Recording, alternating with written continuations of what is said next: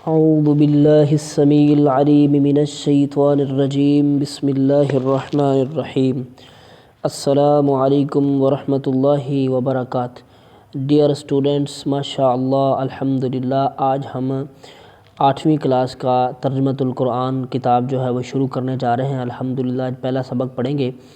اس سے پہلے 9th class اسلامیہ ترجمۃ القرآن مکمل لیکچرز الحمدللہ ہمارے چینل پر اپلوڈ ہو چکے ہیں۔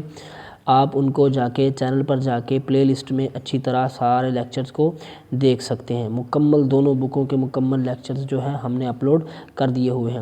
لہٰذا اگر عربک ٹیچر چینل آپ کو اچھا لگے تو اس کو سبسکرائب کریں، ہر آنے والی ویڈیو کو وقت پر دیکھنے کے لیے آل کا جو ہے بیل کا بٹن بھی جو دبا دیں۔ تو آج ہم انشاءاللہ 8ویں کی کلاس جو ہے 8ویں کی کتاب جو ہے نیو جو بک آئی ہے ترجمۃ القرآن، ہم آج جو ہے انشاءاللہ وہ شروع کریں گے۔ تو سب سے پہلے سورۃ الزخرف، ٹھیک ہے جی، تعارف ہے اس کا۔ سورۃ زخرف مکی صورت ہے، اس میں 89 آیات ہیں، ٹھیک ہے جی، اس میں 89 آیات ہیں۔ زخرف عربی زبان میں سونے کو کہتے ہیں، ٹھیک ہے۔ آپ نے یہ ذہن میں رکھنا ہے جی، پہلا یہ آپ کا شارٹ کویسچن جو ہے نا یہ بن گیا، یا آپ کا یہ MCQs میں بھی آ سکتا ہے کہ زخرف کا مطلب کیا ہے، ٹھیک ہے جی۔ تو ساتھ ساتھ یہ بھی حل کرتے جائیں۔ زخرف عربی زبان میں سونے کو کہتے ہیں۔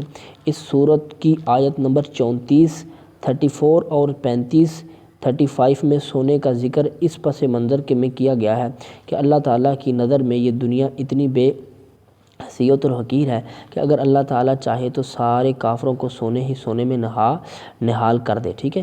اس لیے اس سورت کا نام سورۃ الزخرف رکھا گیا ہے۔ زخرف مکی زندگی کے سورۃ الزخرف مکی زندگی کے آخر دور میں نازل ہوئی۔ یہ وہ زمانہ تھا جب حضرت محمد خاتم النبیین علیہ السلام کے خلاف قریش کی سازشیں اپنے عروج کو پہنچ چکی تھیں۔ سورۃ الزخرف کا مرکزی مضمون شرک کی مذمت اور توحید کی اہمیت ہے۔ چلیں جی، میں یہاں پہ نشان لگاتا ہوں، انشاءاللہ یہ آئندہ سوال آگے آنے والا ہے، ٹھیک ہے جی۔ تو پہلے یہاں سے لگا لیں کہ سورۃ زخرف کا جو ہے خلاصہ کیا ہے، یہ سوال آئے گا، سورۃ زخرف کا خلاصہ کیا ہے یہ، ٹھیک ہے۔ اس کے بعد سورۃ زخرف کب نازل ہوئی یہ بھی سوال آ سکتا ہے، تو یہ بھی آپ نے ذہن میں رکھنا ہے۔ چلیں آگے چلتے ہیں، آگے پڑھتے ہیں۔ مضامین سورۃ الزخرف میں توحید اور شرک کا تفصیلی تذکرہ ہے، یہ مضامین، ٹھیک ہے۔ اس میں مضمون کون کون سے آئے ہیں؟ اچھا، 3 جلیل القدر انبیاء علیہم السلام، یعنی حضرت ابراہیم علیہ السلام، حضرت موسیٰ علیہ السلام، حضرت عیسیٰ علیہ السلام کی دعوت کا ذکر ہے۔ وہ ایک اللہ تعالیٰ کی عبادت کرنے والے اور شرک سے منع کرنے والے تھے۔ اس کے علاوہ آخرت کے حالات بیان کیے گئے ہیں۔ اس صورت کے آخر میں پرہیزگاروں کے اچھے اور مشرکین کے برے انجام کا بیان ہے۔